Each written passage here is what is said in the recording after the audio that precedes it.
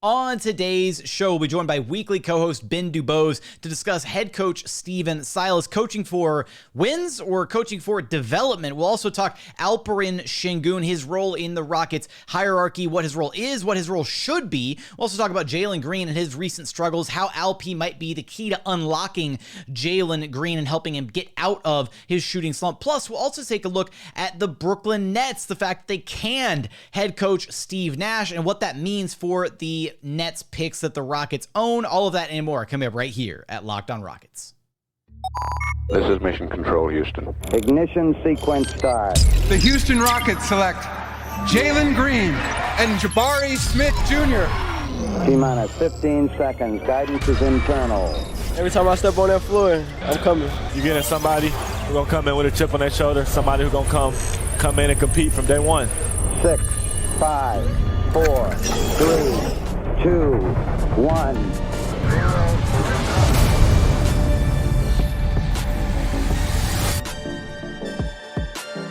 What's up and welcome to another edition of Locked On Rockets, your daily podcast home for everything Houston Rockets basketball. As always, I'm your host, Jackson Gatlin, native Houstonian, a credentialed media member. I'm also the host of Locked On NBA Mondays, host of the State of the Rockets podcast, as well as Rockets Watch. Be sure to follow along on Twitter at JT Gatlin and the show, of course, at Locked On Rockets. Free and available wherever you get your podcasts, including YouTube, where you can help the show out tremendously by commenting anything under the show. Remember, for the house, for the team, for the algorithm, go comment on the show. It helps out a ton. Today's episode is brought to you by BetOnline. BetOnline has you covered this season with more props, odds, and lines than ever before. BetOnline, it's where the game starts.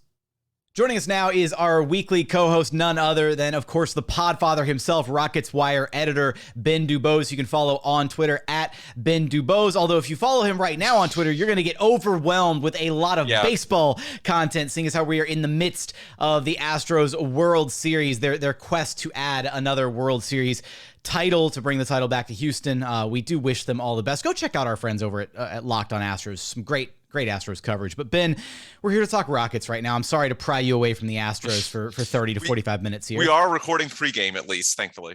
Yeah, no, I had to take that into consideration. But let's, today I want to kind of tackle a handful of things.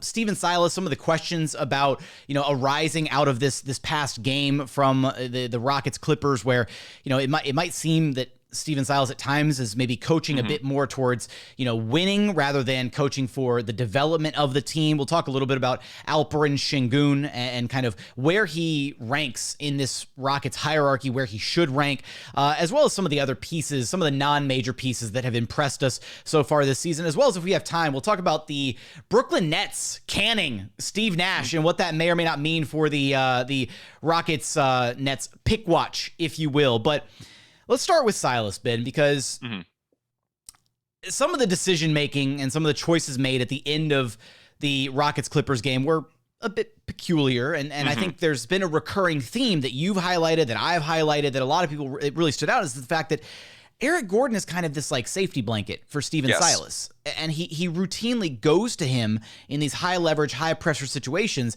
and I view this as maybe not actively detrimental, but this is stuff you want the young guys to have these opportunities to thrive in those moments. And by making EG your go-to guy, it kind of robs them of that opportunity. Yeah, and I thought one of the more memorable moments of last season, and I do think it was a springboard of sorts, was that KPJ winning three in Washington, which sort of, in my opinion, served as a springboard to the rest of the season. And we know how he finished very strong. We know the shooting numbers progressively increased, and maybe some of that was getting over the quad injury he suffered early in the year.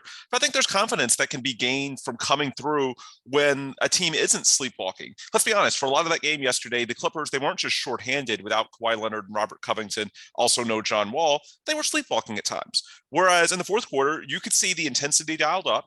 And when it's a game within a possession or two both ways in the final 2 minutes, if one of your young guys comes through, then to me, that's a really big thing, especially against a team that on paper should be a contender. Now, I know they have Kawhi Leonard, but still, it's a very respected franchise. They've got Paul George, a perennial all-star candidate out there. If the Rockets had won the game on the backs of one of their young guys, and I'm especially looking at Kevin Porter Jr., who to this point's probably been Houston's best player this season. We've seen him have some big shots in the past. We know they're trying to develop him as a point guard. So I would have loved to have given KPJ the keys and say, look, go out and make a shot, go out and create for someone else. And sink or swim, I think it's a learning experience. But to go with a 33-year-old Eric Gordon on both of the final two possessions, one a turnover, the other blocked by a guy in Batum who's basically half a foot taller than him. So it wasn't like that was totally unforeseeable by any stretch of the imagination. It's frustrating because, as you said, it does feel like that Stephen Silas is just trusting the 33-year-old veteran, soon to be 34, because that's just, as you put it, his security blanket. But at the same time, this is a season that's about development. That's really what the Rockets stressed to us throughout the offseason. And I think there is a role for Eric Gordon. I absolutely buy the arguments that his leadership on the practice court, in the locker room, his value as basically a contributor that does not need the ball a ton to be effective, with his floor spacing out to 27, 28 feet. His defense, I buy that he makes the game easier for his teammates. But again, a lot of the selling package for why a 33, 34-year-old Eric Gordon still makes sense for the Rockets is based on the idea that, hey, he can provide a lot of value and intangibles in so many ways without needing that many touches. Now it feels like you're trying to sort of shepherd these touches on top of it. And it's sort of like, well, wait a minute, hold on. Because at some point you do want your younger guys to get some of these high leverage reps, which that definitely would have been. And so, yeah, I get the frustration, especially when you don't win. That is it's one thing if Stephen Silas goes that route and the Rockets win. I agree that there is a world in which, even if KPJ or Jalen Green isn't the guy making the winning shot, that if you win these games, then okay, that puts everybody in a better state of mind. And it's sort of like what we're seeing with the Spurs, the Jazz, and the Thunder early in the season. Teams are supposed to be sort of in the Rockets tanking tier, if you will, of the Western Conference. Those teams, while I don't expect their early success to continue, look, the fact that they're competitive, I do buy that it helps the development of the young players that they're trying to move along, based on the fact that, hey, the vibes are positive. If not immaculate, they're at least very good. As opposed to with the Rockets, not only are you not getting the development late in these close games, you're not even winning. That's what's so frustrating. It's like, if you're going to go down this route, then at least win the damn game, at least make it work. When you don't get a development and you don't get the win, then it's just doubly frustrating. And again, it's not that you expect a team as young as the Rockets to pull off a win on night two of a back-to-back in Los Angeles. Even without Kawhi Leonard, the Clippers were nearly double-digit favorites for a reason. But at the same time, for them to lose the way they did, it's very frustrating, because you'd like to think that, hey, even if they lose, okay, these young guys are getting better. At this point, they didn't get the high leverage reps. Jalen Green, Jabari Smith Jr. have not shot well this season. They're both in a funk at the moment. And so it's just very frustrating, because it feels like you're not really getting the wins, and you're also not getting the development. Yeah, no, I couldn't agree with you more there, Ben. It was one of those moments where you're just like, you could almost see it coming from a mile away. In fact, good friend of the program, you were co-host over at the Lager Line, Paolo Alves, did see it coming from a mile away and got ratioed for it. Yeah, I got ratioed by the pizza man himself on Twitter. I posted that to the Locked on Rockets. I posted a screenshot of that to the Locked on Rockets YouTube page. It's been all over the Twitter sphere. If you haven't seen it yet, it was quite the ratio. Eric Gordon did not take kindly to a tweet from Paolo, and what's so effing funny? Yeah, that was some good stuff. And hey, look, I mean, Paolo should have heeded Eric Gordon's advice, right? Don't put anything stupid on Twitter. Eric Gordon warned all of us in the Rockets schedule announcement video. But you bring up a really great point there, Ben. Jalen Green's, shooting struggles as of late. And I think that directly kind of ties into Alperen Sengun and how he can maybe make life easier for a lot of the guys on this roster. And I want to talk about Alperen Sengun's role, during this Rockets rebuild, the role that he could have on the floor, does have on the floor, or should have on the floor. We're going to talk about that in a moment after a quick message from our friends over at BetOnline.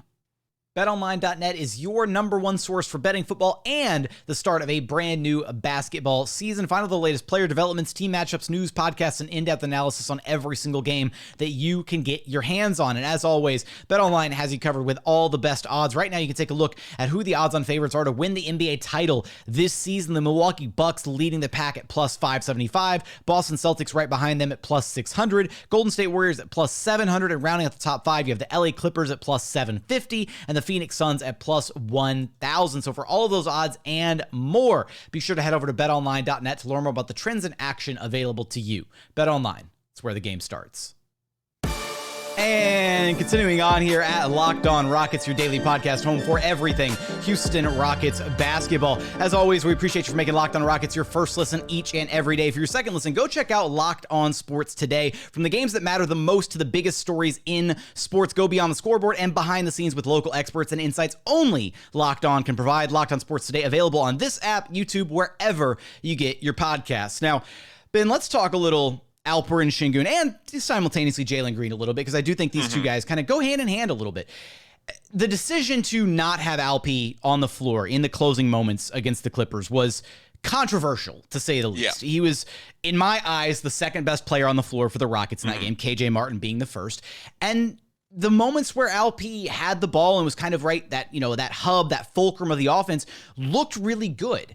And to not have that on the floor in the final 90 seconds, 87 seconds, whatever it was, you know, you could have generated some higher quality, better shots down the stretch rather than what wound up being a bad shot from KJ Martin on a pick and roll, and then the two shots by Eric Gordon, one of them a turnover, the miss at the end.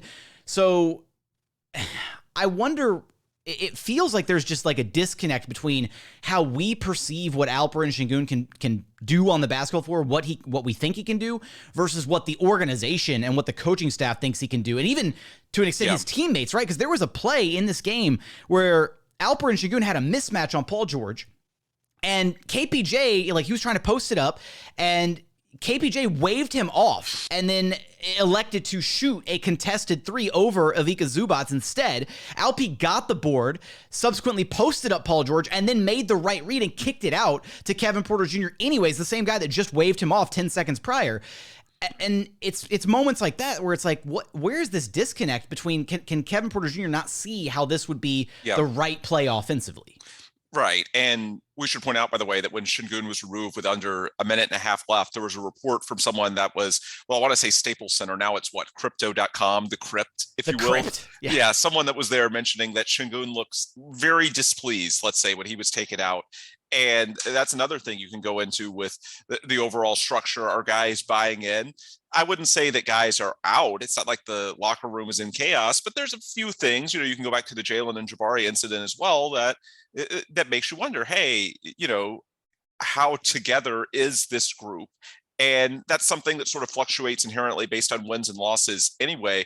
But it just goes back to, if you're prioritizing wins and not getting the wins, and you're not putting development at the forefront, and then the culture isn't fully there either, then it's like, at least if you focus on development, that's something that's somewhat in your control, getting reps to guys like Alperen Sengun, Jalen Green, Jabari Smith Jr. to an extent to maximize their development. At least that's something in your control, whereas it feels like they're trying to do these things for the wins and maybe thinking that the culture follows the wins, but then you don't get the wins. You're 1-7, and it is what it is. One small thing before we go into Sengun specifically, I noted this on Twitter last night. So you just wrapped up an 0-4 road trip, and the two games that were winnable late were the first one at Utah, and of course the last one where you led by 5 against the Clippers before losing. Both of those had some very odd substitution patterns late.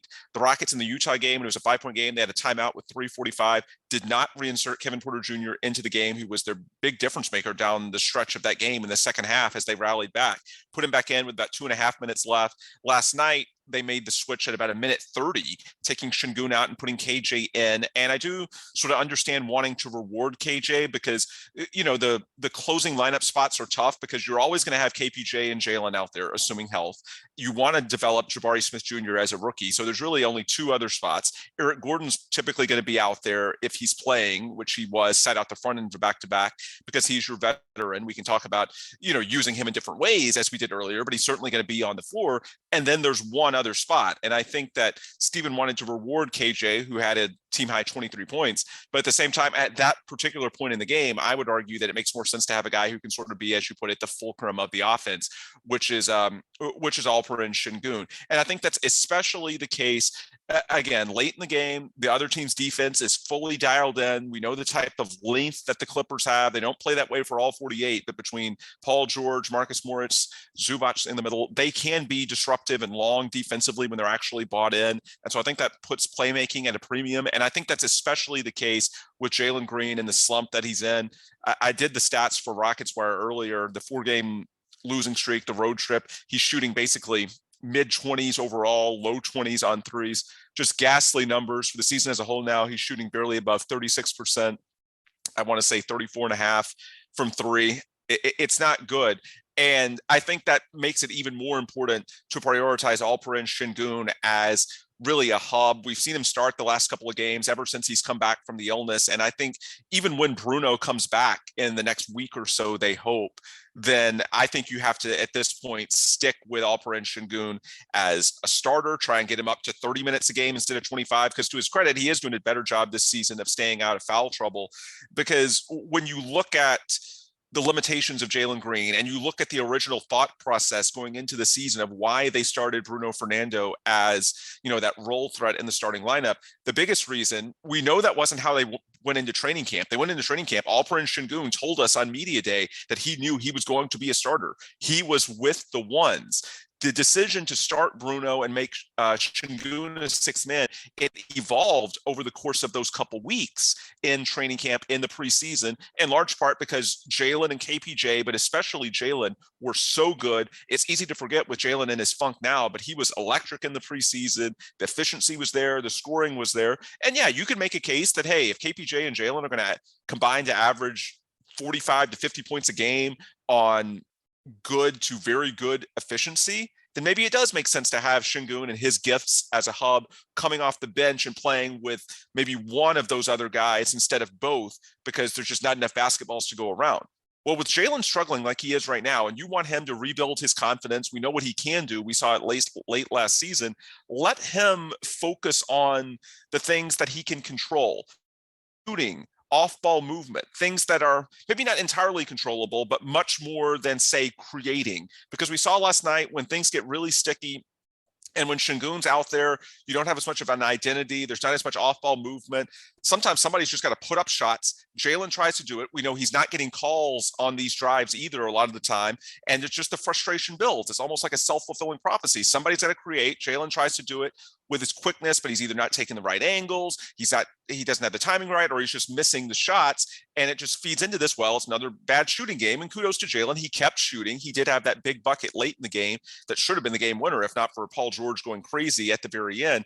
But I just think to sort of get Jalen out of this funk, it would help if you can just sort of simplify, have him play off the ball more, focus on catch and shoot, focus on cutting to the rim and running your offense through Sengun more. I think that would help you a lot with Jalen, and maybe Jabari as well, getting Jabari cleaner looks instead of having to, try and create, which is clearly not a strength for him in his rookie season at 19 years old. So I think if those two guys are the biggest pieces of your future and they're struggling, which I think we can all agree they are the biggest pieces of your future, and you're obviously struggling, then Sengun can help unlock both of them. He can simplify it in the short term. Again, the only real argument against it was based on this idea that, hey, even though Sengun's going to play more minutes than Bruno and he's a better player than Bruno, then maybe you just don't need that in the starting lineup if you've got all this offense anyway. Well, it's pretty clear you don't have all this offense right now. So for the foreseeable future, obviously they have ever since coming back, from the illness. But I would say even when Bruno comes back, unless you see a big surge from Jalen and Jabari, and specifically not just in, making shots, but playmaking, then I think you need Sengun as a playmaker no matter what, just to sort of take the burden off them, let them simplify, and let them get some cleaner, easier looks. Yeah, and I mean, we saw like one little glimpse of what that could be in this Clippers game, right? There was a Jalen Green backdoor cut, Alperen Sengun with a beautiful bounce pass feed to him for an easy 2 points at the rim. One of Jalen's only 4 buckets in that game, and you're just envisioning, right? If you could pair those guys together and actually run some sets for them, run some actions where then Jalen could get those easy buckets. I fully agree with you, Ben. Right, I was on the train of like bring LP off the bench to start the season because it made sense, because there wasn't enough basketball to go around. If Jalen and KPJ were going to play out of their minds, makes sense. But it's also, I think when you look at that perimeter-oriented style with guard play like that, Jalen and KPJ are capable of that, even capable over multiple stretches of games doing that, but they do fall into funks, right? It's hard to sustain that level of perimeter play, whereas Alperen Sengun's play is inherently a little bit more sustainable because it's not based on, this constant, okay, I'm going to break down my man on the perimeter and make these right reads and kick it out to shooters. It's just, he posts up, he reads what the defense does, and it results in either a bucket for him, free throws for him,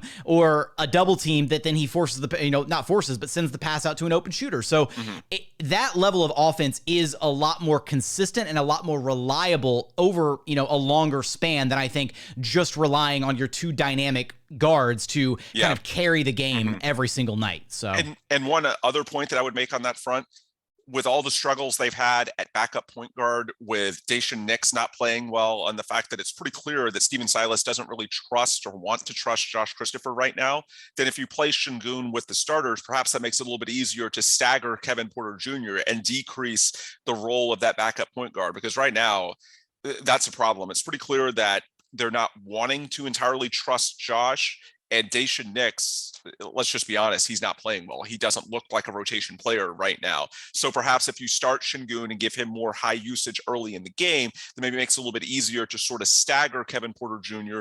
and then make him sort of, not your backup point guard, but sort of decrease the role of that backup point guard a little bit, because clearly that's an issue right now.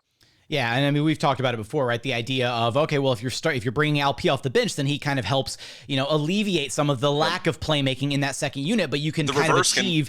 The reverse can work too. Yeah, you achieve the exact same thing. You put LP in the starting lineup, let him make life easier for KPJ and Jalen, and then maybe you go back to some semblance of staggering Jalen and KPJ to where one of them is the guy, the primary ball handler in the second unit, and then either completely eliminate the backup guard role for Jae'Sean and or Josh Christopher, two guys who, again, Jae'Sean has not looked great, and Josh Christopher possibly in Stephen Silas' doghouse. I mean, he's had 4 minutes collectively over the last 4 games.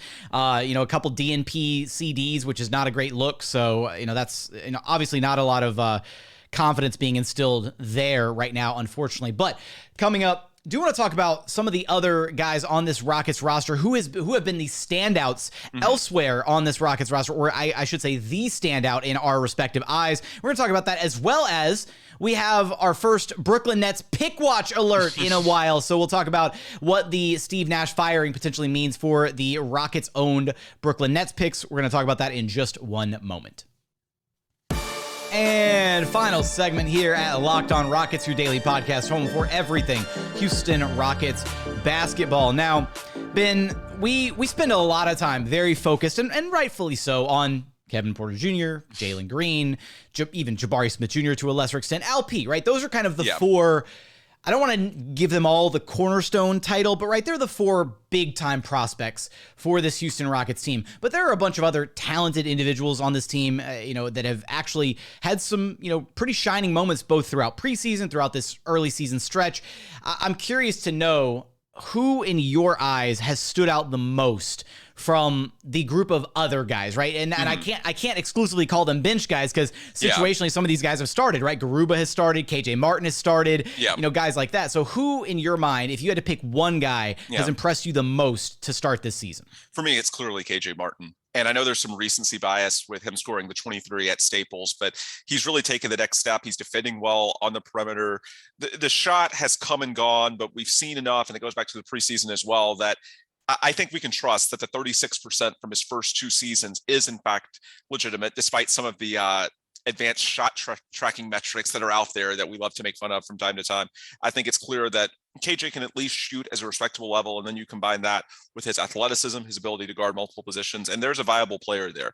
And I think that's really big because, to throw another shout out to our friend Paolo, he made the case before the season that it's a really big year for this group of others, if you want to call them that, because going into next summer, there's a good chance with all this cap room that you're going to have to form judgments on some of these guys. There's still a long way to go. We're 8 games into an 82-game season, of course, but if you don't, and even if you do get lucky at the top of the food chain, you're still going to have more money than that. The odds are, if you're coming off a bad season, you're not going to get a big fish. So you may end up getting more sort of medium-sized fishes. Well, those medium-sized fishes are going to crowd guys that are in the rotation this year out.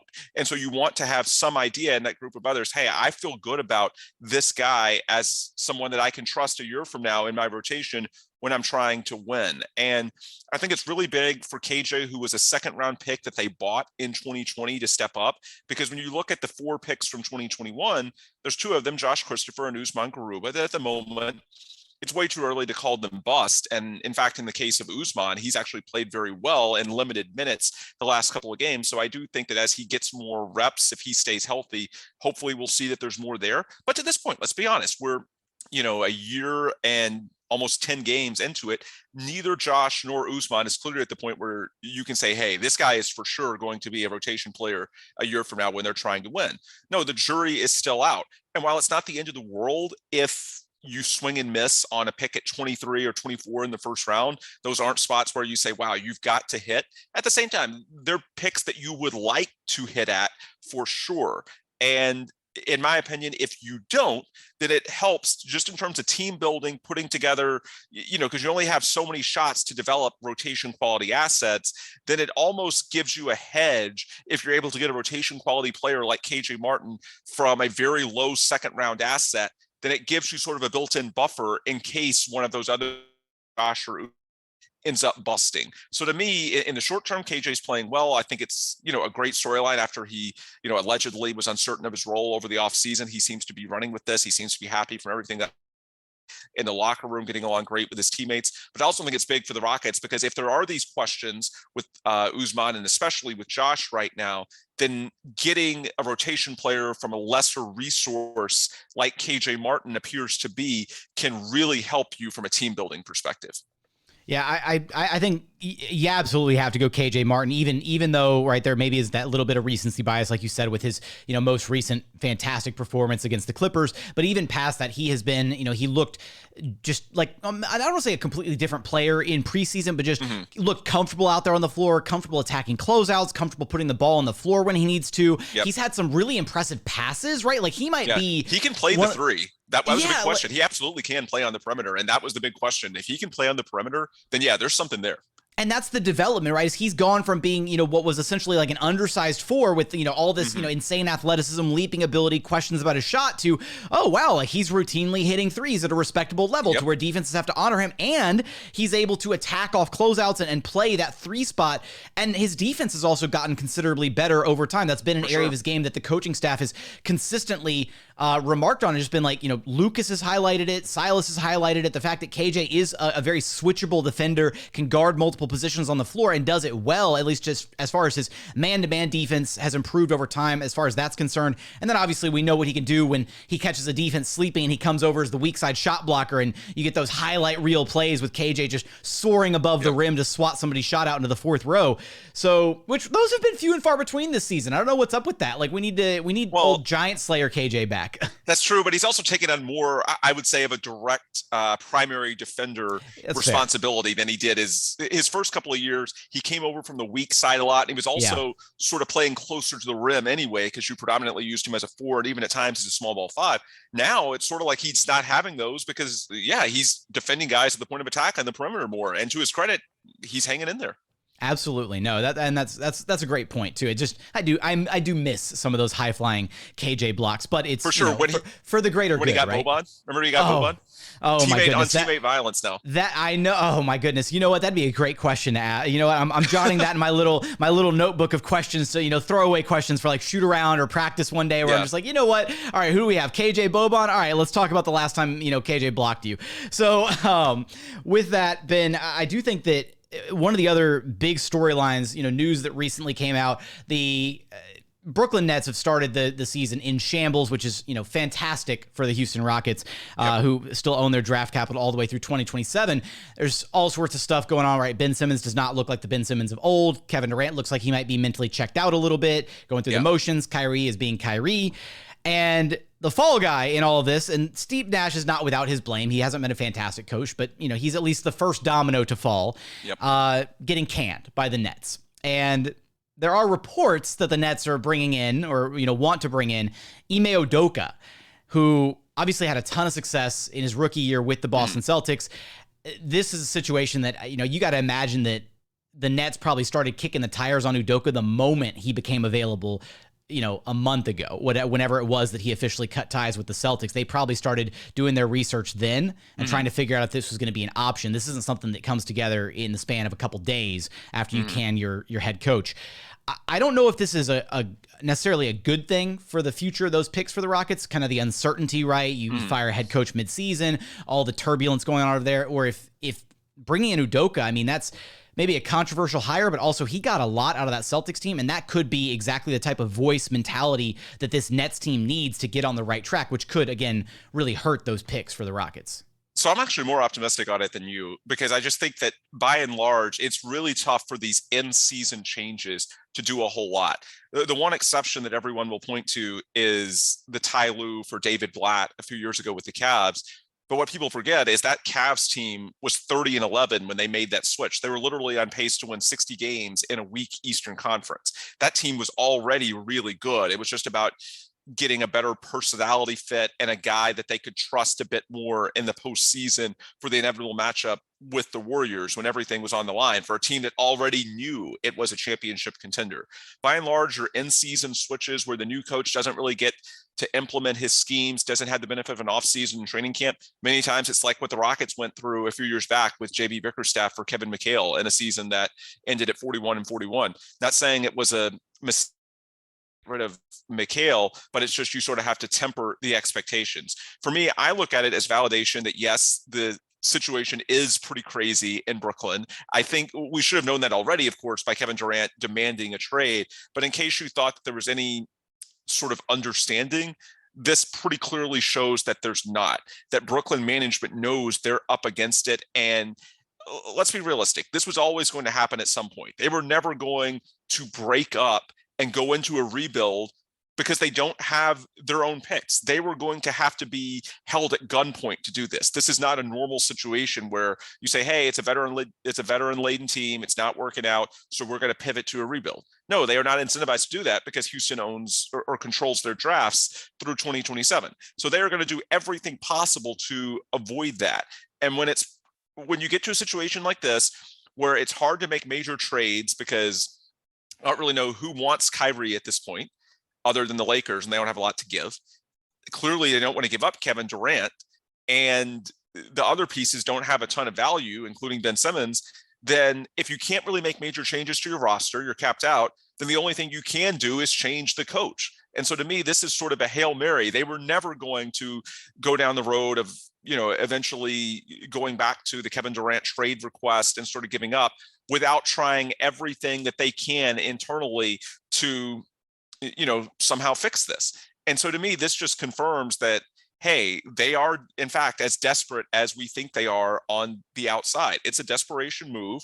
And even though Udoka's a good coach, I don't know how realistic it is to expect an immediate upturn in performance because, again, history tells you the majority of these in-season changes are tough because there's a reason why most of these go through in the offseason because the new coach has time to get to know his players and put in his schemes and his systems and isn't having to do it on the fly. So this is difficult, and it tells me that, hey, the Nets are, in fact, as desperate internally and without answers as those of us on the outside have suspected. And it was not realistic to expect them not to fire Steve Nash because even if you don't like him as a coach, look, they were never going to give up on this era of the franchise without at least trying. And there was a report in the offseason about Durant wanting a coaching change. So this was going to happen at some point. And thankfully, they're desperate enough that they're going to have to try it now.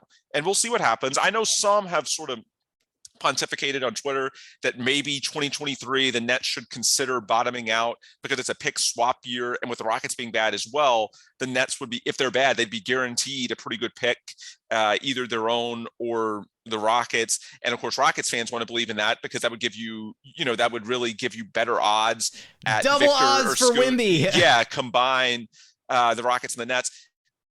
Realistically, though, that wasn't going to happen because from Brooklyn's perspective, all of that, the only reason that it would be worth it to do that is if you then think you could get this high pick and then basically convince Kevin Durant to take a gap year. like what Damian Lillard basically did last year in Portland, and then come back in 2024 and say, hey, let's give it a legit run with this, top shelf rookie, or perhaps use the rookie as trade bait, which we saw the Blazers look at over the offseason, the last couple of years, one way or another, basically use that asset, be it to add an impact rookie or to trade it for somebody. And then in 2024, well, I think it's pretty clear by now, with Durant only a few months removed from a trade demand, he's not going to say, hey, I'm okay at 35 or however old he is now to just punt back another year and then give this yet another go in 2024. No, if you're going to make it work with him, and again, that's the priority because they don't want to rebuild, not having control of their drafts through 2027, you've got to do everything you can to salvage 2023. And so I'm sure there's some Rockets fans that were thinking, after this slow start, hey, let's double up our, lottery odds, as you were saying, for Victor or Scoot in the top tier. And while, you can still hope for that, I don't really know if that was ever realistic. The Nets were always going to do everything they can to maximize this year. And to me, them doing it this early in the season, to me, it's just a tell that internally they're every bit as desperate as we thought and hoped they were on the outside. And I just think it's going to be very, very difficult to get a material change on the fly. Look, I hope that desperation is as beneficial to the Rockets as you hope it is, because I definitely don't quite see it that way. I see it as potentially right that like almost worst case scenario of like they get the right voice in there. They manage to coalesce, come together, and actually get this thing figured out, because that roster is still just chock full of talent. That's if Ben Simmons is Ben Simmons. I will say that if Ben is as bad as he's looked, and I know they tried to downplay it, but he did have back issues in that one game, then if Ben Simmons is not Ben Simmons anymore, then that roster isn't as good as a lot of people wanted to hype it up to be. And, I do agree with you about, I think sort of the crux of our disagreement on this, I see where you're coming from. I just think that it would likely take until 2024. When I say 2024, I mean the 2023 to 2024 season, a year from now, for that an to off really season to figure it out. To really realize the benefits of Udoka versus Nash. And I just don't know that KD is going to wait that long. I think to salvage things with KD, and especially 2024, which is when the Rockets fully own the Brooklyn pick again, I think you really need to show something to KD this year. And I think that's going to be pretty hard. Not impossible, but you either need Udoka to work a miracle on the fly or for Ben Simmons to be Ben Simmons again. Either of those are possible, but I just wouldn't go so far as to say that it's likely. Possible, but not probable. That much I can, and I'll agree with you there. It's one of those where it's like, man, the possibility if Steve Nash just wrote things out and just it could continue to be dysfunctional throughout the season, that would have been the best possible outcome. Yeah, absolutely. At least. But again, they were never going to do that. There's so much desperation. At some point, they were going to fire this bullet. This is when they fired it. We'll see what happens. Absolutely. And of course, we'll have you covered for that here on Rockets Wire, everywhere that you get your Rockets content from both myself and from Ben. But Ben, you know the drill. Let everyone know where to track you down at. Yep. Ben DuBose on Twitter, the Rockets Wire on Twitter, rocketswire.usatoday.com for all of your daily Houston Rockets coverage. Jackson, as always, thanks for having me. Go Astros. That's going to do it for another edition of Locked on Rockets. As always, thank you so much for checking out the show. If you haven't done so yet, please consider subscribing wherever you listen to your podcasts. That's Apple, Spotify, Google, Odyssey app, free and available wherever you get your podcasts. We're also on YouTube. Just go to YouTube, search Locked on Rockets. Be sure to like, comment, and subscribe. As always, thank you so much for watching. Thank you so much for listening. And we look forward to having you back right here at Locked on Rockets, your daily podcast home for everything Houston Rockets basketball.